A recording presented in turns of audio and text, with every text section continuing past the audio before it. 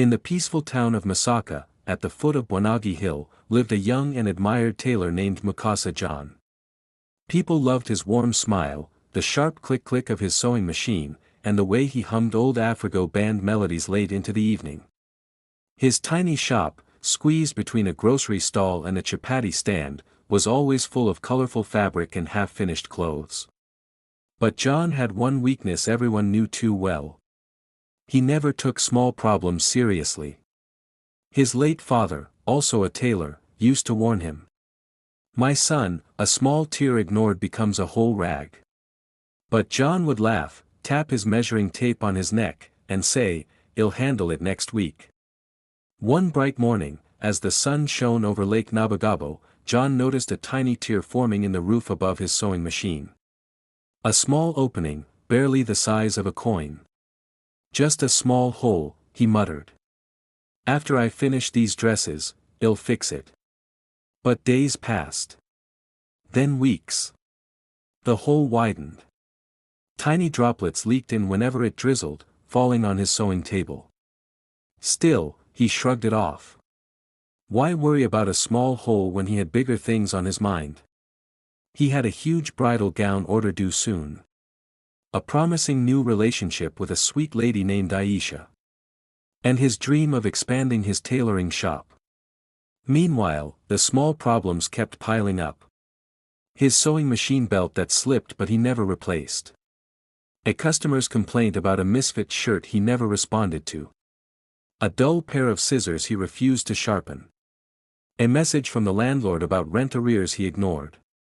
John kept repeating his favorite line. "Small things can wait."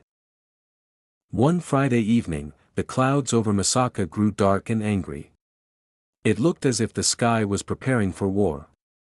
John had just finished the most important bridal gown of his career, beautiful white satin, perfect embroidery, flawless stitching.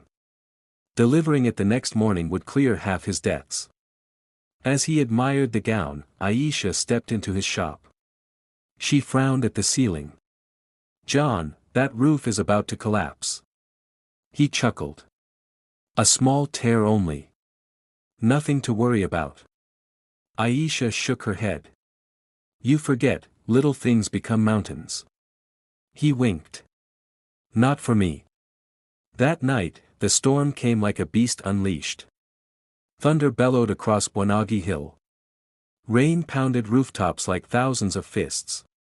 The wind roared and trees bent low in fear. Meanwhile, John slept peacefully, dreaming of success. Then, kaboom! The shop roof tore open.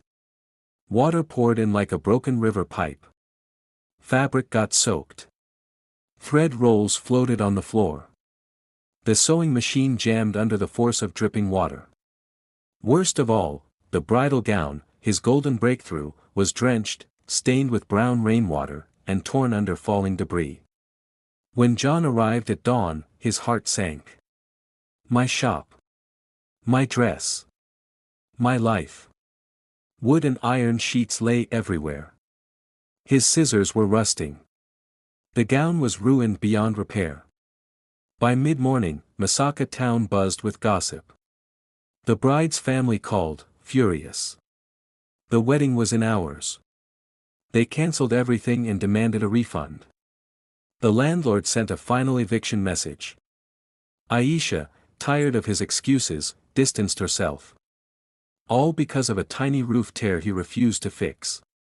John sat on the wet floor, his clothes soaked, his hands trembling. He whispered, "How did one small problem destroy my whole life?" Then his father's old words echoed in his heart. "A small tear ignored becomes a whole rag." That day, John understood. The storm didn't destroy his shop. His neglect did. With the help of neighbors and his loyal friend Kizito, he rebuilt slowly. This time he checked every stitch. He repaired every loose thread. He sharpened his scissors. He replaced the sewing belt. He even saved small amounts to pay rent gradually. People noticed the new John, the careful one, the responsible one. Customers returned. Even Aisha softened when she saw his transformation. Months later, a new signboard stood proudly above his polished shop, John Fine Tailoring, every stitch matters. John became famous for precision and humility. And whenever a young apprentice complained about a tiny mistake, John would smile and say, "My friend, small stitches make the whole cloth. Ignore them, and everything falls apart." In the evenings, watching the sunset over Masaka's red roofs, John would whisper, "Neglecting the small things almost drowned me. Respecting them rebuilt my life." Have you ever ignored a small problem until it grew into something bigger? Have you ever postponed something simple and later paid a heavy price? Are there tiny leaks in your life right now, relationships, finances, habits, health, that need fixing before they become storms? A small issue ignored today becomes a disaster tomorrow. Success is built on small, consistent actions. Responsibility grows when we pay attention to the details. Discipline begins with fixing the small things we want to avoid. Life does not collapse suddenly, warning signs always come first. If this story touched you or opened your eyes, don't leave without taking action. Fix one small thing in your life today. Just one.